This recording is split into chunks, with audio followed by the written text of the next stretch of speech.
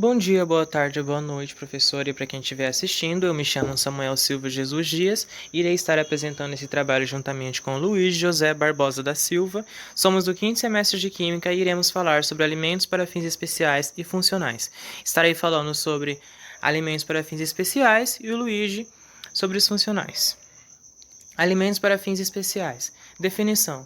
Segundo a Anvisa, são alimentos especialmente formulados ou processados, no quais introduzem-se modificações no conteúdo de nutrientes adequado à utilização em dietas diferenciadas ou opcionais, atendendo às necessidades de pessoas em condições metabólicas e fisiológicas específicas. Ou seja, aqui são alimentos que eles são modificados em sua fórmula, em sua composição, e são utilizados por meio de dietas para que as pessoas possam consumir. Explicando sobre um exemplo, vamos supor que eu tenha diabetes e tenha pressão arterial, e eu não possa consumir os alimentos brigadeiro e não posso consumir um alimento que consome muito sal. Brigadeiro porque tem muita glicose.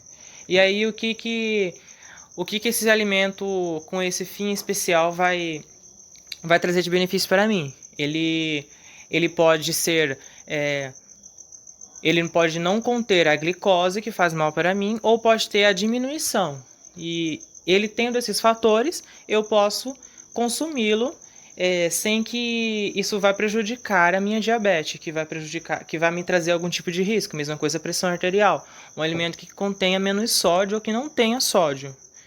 Ou pode ser também um alimento que tem a utilização mais de meios naturais, entendeu? E que não utiliza de açúcar, entendeu? Utiliza mais dos meios naturais para que possa estar adocicando. A Portaria 29 de 3 de janeiro de 1998 é uma das legislações que estabelecem parâmetros para alimentos com fins especiais. Esses parâmetros existem classificações. No caso, elas têm 3 classificações. Dentro dessas classificações, existem muitos fatores, muitos diferentes tipos de alimentos e fins especiais para determinadas pessoas. Mas, resumidamente, existem 3 classificações que vou resumir. Alimentos para dietas com restrições de nutrientes, alimentos para dietas com restrições de carboidratos, gorduras, proteínas, sódio e outros destinados a fins específicos. Esse, no caso, pode ser pessoas que estão com tratamento de peso, com tratamento do peso, ou está com alguma dieta para o tratamento da pressão arterial, o tratamento da diabetes, etc, etc. Alimentos para ingestão controlada de nutrientes. Alimentos para controle de peso para praticantes de atividade física, para dietas para nutrição arterial, para dietas de ingestão controlada de açúcares e outros destinados a fins específicos. Aqui, como eu disse, a questão das pessoas que praticam atividade física, essa daqui seria mais adequada. A de cima também, por conta do consumo de carboidratos, gorduras, etc. Pode ser uma ou pode ser a outra. Por quê? A de cima, se você reparar, está alimentos para dietas com restrições de nutrientes. Está a restrição de qualquer tipo desses nutrientes, entendeu? E tem pessoas que param de comer todo esse tipo dessas coisas, de gordura, corta carboidrato, corta todas essas coisas. E há alimentos para ingestão controlada de nutrientes. E há quem apenas diminui a quantidade, que apenas diminui a porcentagem, entendeu? E por último temos aqui alimentos para grupos populacionais específicos. Alimentos de transição para lactantes e crianças de primeira infância, para gestantes e nutrientes, para idosos à base de cereais, alimentações infantis e fórmulas infantis. Esse aqui, ou seja, é um alimento que ajuda as crianças, aos bebês a passarem para a fase da criança, porque quando é bebê, ela tem aminoácidos que ajudam a digerir a lactose. O bebê ele tem todo um sistema que faz ele ter isso para poder ele conseguir digerir, que faz ele ajuda na digestão dele. Mas quando ele passa para a fase de criança, ele acaba perdendo um pouco dessas proteínas, desses aminoácidos, e ele precisa de outros alimentos para poder se manter, porque o corpo dele ele precisa de algo a mais agora. Ele não vai depender mais só da lactose. E aí ele precisa passar. E aí tem o quê?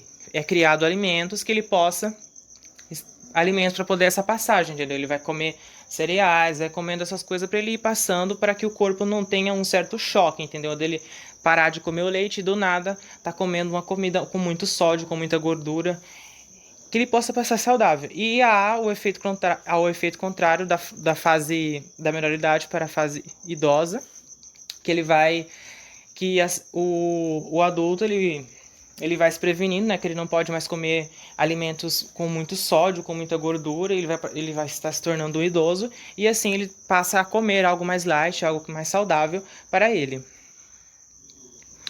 E diferença entre diet e liet. Liet é expressão usada em alimentos para fins especiais. O termo diet pode ser utilizado de acordo com os critérios estabelecidos na portaria de número 29, 1998. Alimentos para dieta com restrições ou nutrientes, alimentos de controle de peso e alimentos para ingestão controlada de açúcar.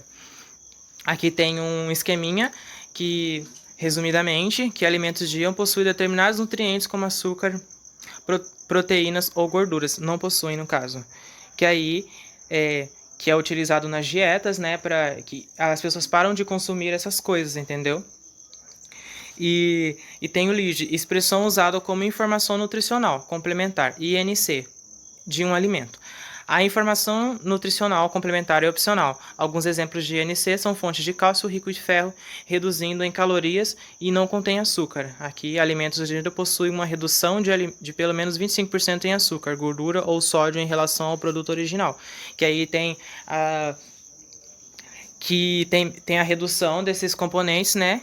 E tem a adição de fontes boas, entendeu? Que são fontes de cálcio, rico em ferro, reduzido em calorias e não conter açúcar, que no caso já é uma dos nutrientes lá que não contém. Olá, me chamo Luigi, sou do 5º semestre de Química.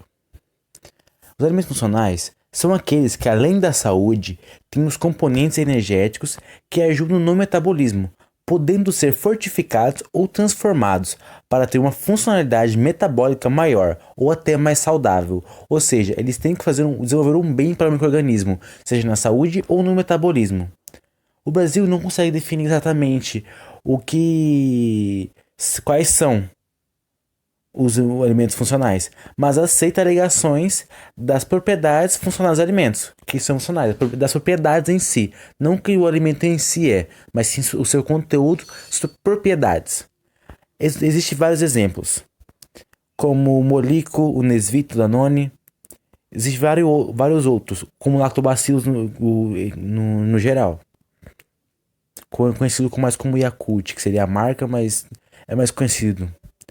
Existem diferentes alimentos aprovados dessa classe, que são aprovados de maneira diferente. Cada componente de um ou outro pode agir de forma diferente no organismo, mas todos com a mesma finalidade, com a finalidade de melhorar, seja na saúde ou no metabólico, ou na prevenção de doenças.